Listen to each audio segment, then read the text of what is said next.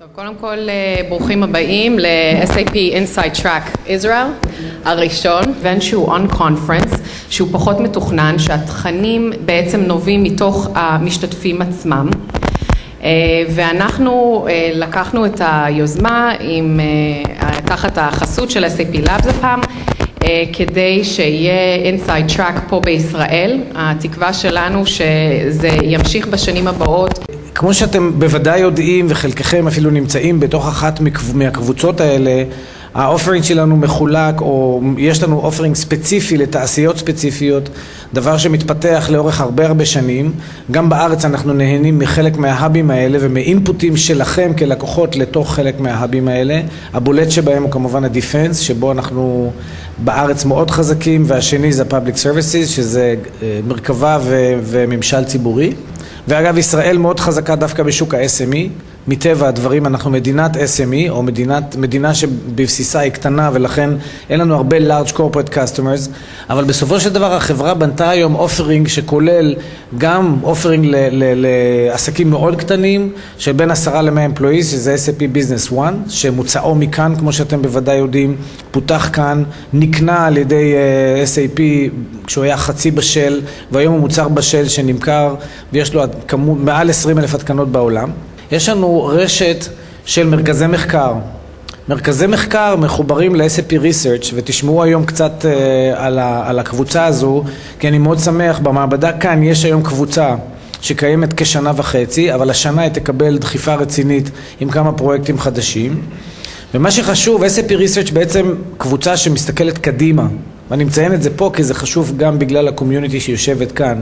קבוצה שמסתכלת קדימה, גם טכנולוגית, בעיקר טכנולוגית, אבל גם יישומית, על איך אפשר, איפה SAP, איפה המוצרים של SAP צריכים להיות 5 עד 10 שנים מהיום. כלומר, אם הפיתוח עוסק בכאן ועכשיו, גם במוצרים החדשים וגם בהמשך פיתוח של מוצרים שכבר בשוק, Research אמור לעסוק בנושאים קדימה, כמו Cloud Computing וכמו Semantic Networks וכמו דברים כאלה.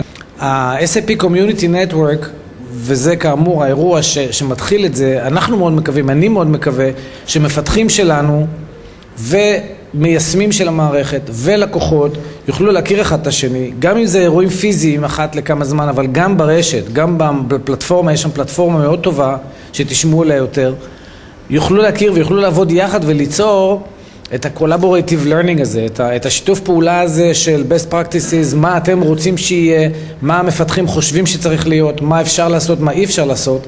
אם מפתחים הקהילה הגדולה ביותר עדיין בעולם שלנו, יש לנו גם קהילה של אנשים שיושבים בעצם באמצע בין פיתוח לבין ה-line of business, אנחנו קוראים לזה business process expert, זה אנשים שמנהלים תהליכים בארגון, שאחראים על תהליכים בארגון, בין אם מגיעים מהצד הטכנולוגי או בין אם מגיעים מהצד העסקי, ושם הקהילה נותנת מענה הרבה יותר טוב לבעיות שקיימות.